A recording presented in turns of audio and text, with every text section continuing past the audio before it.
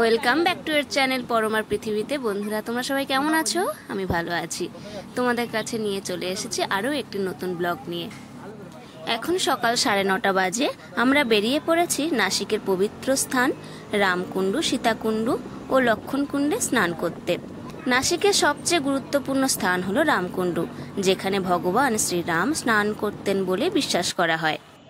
এখানে 3টি কুণ্ডু পাশাপাশি অবস্থিত। প্রথমে রামকুণ্ডু, তারপর সীতাকুণ্ডু, তারপর লক্ষণকুণ্ডু। পুরনো মহাদেব মন্দিরে আমরা যে কুণ্ডুতে স্নান করলাম ওটা হচ্ছে রামকুণ্ডু। আমাদের স্নান কমপ্লিট হয়ে গেছে। এবারে আমরা পঞ্চবটি বন যাব, সীতা গুফাও যাব, আর যেখানে সুর্পনখার নাক কাটা হয়েছিল ওখানেও যাব। দেখা হচ্ছে খুবই তাড়াতাড়ি। দেখতে থাকো, চোখটা সরিয়ে রেখে সঙ্গে থেকো।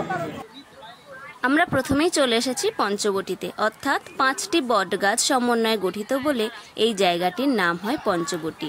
গোদাবরী নদীর ঠিক বাম দিকে এই পঞ্চবটি অবস্থিত। এই সেই জায়গা যেখানে মা সীতা এবং লক্ষ্মণ সহ ভগবান রাম বহু বছর অতিবাহিত করেছিলেন অযোধ্যা থেকে 14 বছরের নির্বাসনের সময়।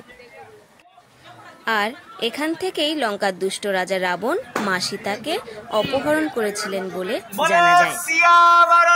रामचंद्र की पवन पुत्र हनुमान की राम लक्ष्मण जानकी जय बोलो हनुमान की। अरे राम लक्ष्मण जानकी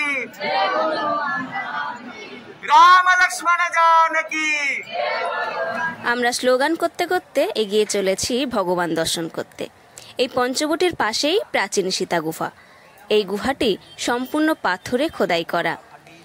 এই গুহাটি অনেকটা গভীর, প্রায় 7 থেকে 8 ফুট নিচে। সরু সিঁড়ি দিয়ে আমরা বসে বসে গুহার নিচে প্রবেশ করব এবং সেখানে গিয়ে ভগবান শ্রীরাম, লক্ষ্মণ এবং সীতা মাকে দর্শন করব। চলো বন্ধুরা, সঙ্গে থেকো।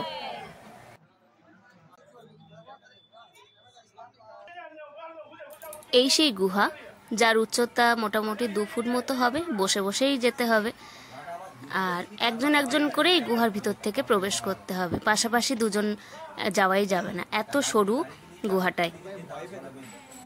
এই গুহার ভিতরে হাওয়া চলাচলের কোনো ব্যবস্থা না থাকায় বেশ ভালোই গরম আছে। আমরা আস্তে আস্তে গর্ভস্থানের দিকে এগোচ্ছি। অনেক প্রতীক্ষার পর অবশেষে ভগবান রাম, লক্ষ্মণ এবং সীতা মায়ের দর্শন মিলল। আর এই গুহার বাম দিকে শিবলিঙ্গ সহ আরও একটি গুফা রয়েছে। বিশ্বাস করা হয় এই লিঙ্গটি ভগবান রাম স্থাপন করেছিলেন এবং মা সীতা সেই সময়ে এই শিবলিঙ্গের পূজা করেছিলেন। চলো আস্তে আস্তে তোমাদের সবটাই দেখাচ্ছি। বন্ধুরা, এই সেই শিবলিঙ্গ যেটি শ্রী ভগবান রাম স্থাপন করেছিলেন এবং সীতা মা নিজে পূজা করতেন। বন্ধুরা, তোমাদের উদ্দেশ্যে বলবো, অন্তত একবার এই তীর্থস্থান থেকে ঘুরে যেও। ব্লগটা এখানেই শেষ করছি। তোমাদের কেমন লাগলো কমেন্ট করে জানিও, লাইক করে দিও, আর যারা এখনও সাবস্ক্রাইব করোনি অবশ্যই সাবস্ক্রাইব করে আমাদের পরিবারের পাশে থেকে যেও। বাই, আসছি নতুন ব্লগ নিয়ে।